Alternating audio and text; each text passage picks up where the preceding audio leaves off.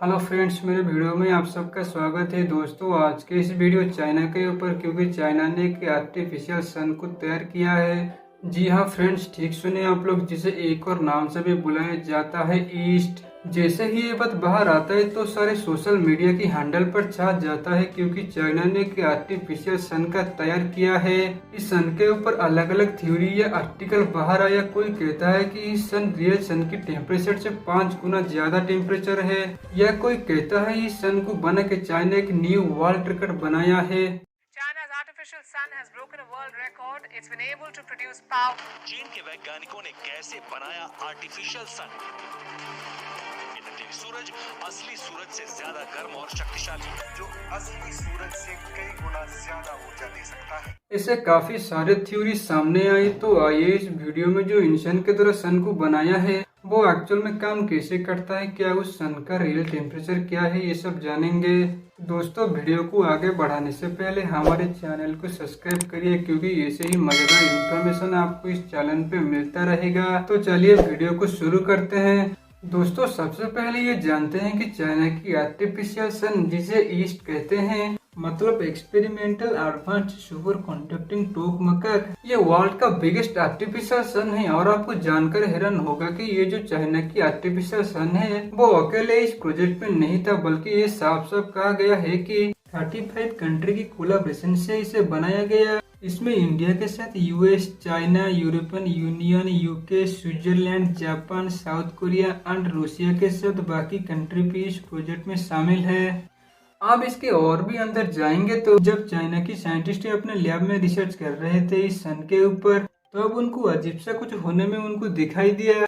जब साइंटिस्ट की सारे टीम ने अपनी आंखों के सामने ये रियलाइज की कि टेम्परेचर इतना हाई भी हो सकता है, उन्होंने ये देखे कि 101 सेकंड के लिए प्लाज्मा को ऑन करने के लिए टेम्परेचर 160 मिलियन डिग्री सेल्सियस पर पहुंच जाता है। चाइना की साइंटिस्ट के साथ ये पहली बार ऐसा हादसा हुआ, जिसके लिए वो ये माने कि फ्यूजन रिएक्टर के परीक्षण पर एक न्यू कदम उन्हें मिल गया है। इसमें एक और बात भी देखा गया है कि प्लाज्मा का टेम्परेचर 160 मिलियन डिग्री सेल्सियस पर पहुंच जाता है, और वो भी केवल 20 सेकंड में। फिर जैसे ही ये बात बाहर आई तो इसके ऊपर अलग अलग आर्टिकल तैयार किया गया। चाइना की artificial sun EAST almost 5 time hotter than the real सन।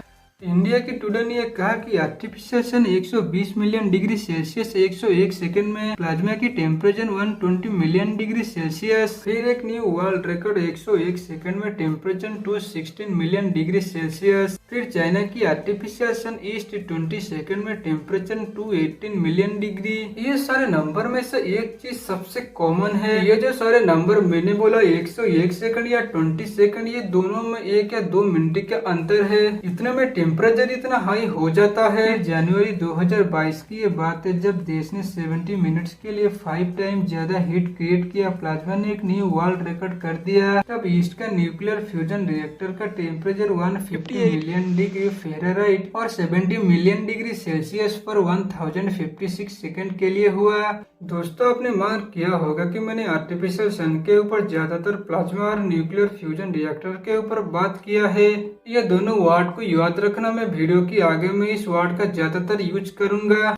उन्होंने ये बताया कि सन में हाइड्रोजन न्यूक्लियर फ्यूजन के थ्रू सन की टेम्परेचर 50 मिलियन डिग्री सेल्सियस पर पहुंच जाता है। लेकिन साइंटिस्ट का मानना है कि जो हमारा अर्थ पर आर्टिफिशियल सन को क्रिएट किए हैं वो 120 मिलियन डिग्री सेल्सियस की टेम्परेचर पर बनाए रख सकता है। और उन्होंने ये भी कहा है कि वो सन 8 गुना ज्यादा टेम्परेचर हो सकता है।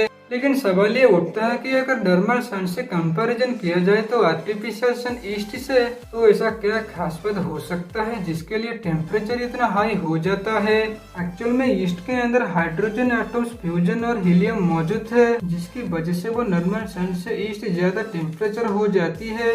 अगर अराउंड किया जाए तो वर्ल्ड की सारे कंट्री में जो ये मैटर करता है न्यूक्लियर फ्यूजन के ऊपर, पहला देश तो US, Japan, Korea, Brazil and European union, यही सारे कंट्री जो मैटर करती है न्यूक्लियर फ्यूजन का। बट इसको लॉन्ग टाइम के लिए होल्ड किया नहीं जा सकता।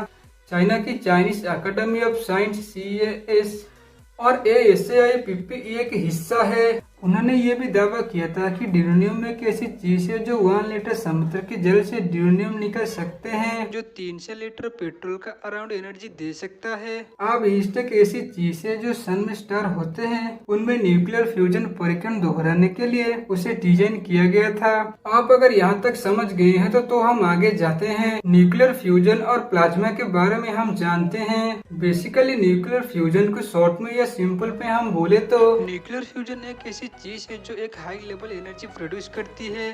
हमारे सन में सबसे ज्यादा एलिमेंट है वो है हाइड्रोजन। हाइड्रोजन पूरी यूनिवर्स का सबसे मेन एलिमेंट है। जब हाइड्रोजन स्टार की कोर में होते हैं तो वो प्रेशर की वजह से आयनाइज हो जाती है। बेसिकली कहें तो प्रोटॉन और इलेक्ट्रॉन एक दूसरे के अंदर जुड़ जाते हैं, लेकिन स्टार की कोर में प्रेशर इतना हाई होता है कि वो दो प्रोटॉन एक दूसरे के साथ जुड़ के फ्यूज हो जाते हैं। इसे कहते हैं न्यूक्लियर फ्यूजन एनर्जी। अगर बात करें फ्यूजन की तो रेडियो एक्टिव फ्यूल उसमें नहीं होती है। फ्यूजन पे फ्यूल तरफ यूज होता है प्लाज्मा।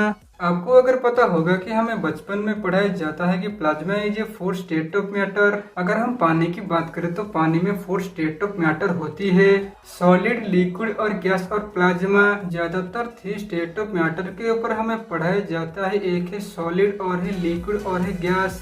पहले इस तीनों के ऊपर जानते हैं, फिर बाद में प्लाज्मा के ऊपर जानेंगे। आइस को अगर गर्म किया जाए तो वो वाटर बनता है, फिर वाटर जब ठंडा होती है तो वो आइस बनता है। जब वाटर को ज्यादा गर्म किया जाता है तो वो गैस या वाटर वेपर बनता है। वहीं वाटर वेपर को हम अगर ज्यादा टेम्परेचर के साथ इसी कंटेनर के अंदर लग करके कंटिन्यू गर्म करेंगे तो वो चार्ज होके वो वाटर वेपर से प्लाज्मा बन सकता है। इसी चीज को आर्टिफिशियल सन के ऊपर यूज किया जाता है। अब बात करते हैं ईस्ट का कॉस्ट कितना है। $1 ट्रिलियन का खर्चा हुआ है इसे बनाने में। दोस्तों ये वीडियो कैसी लगी नीचे कमेंट सेक्शन में हमें जरूर बताएं।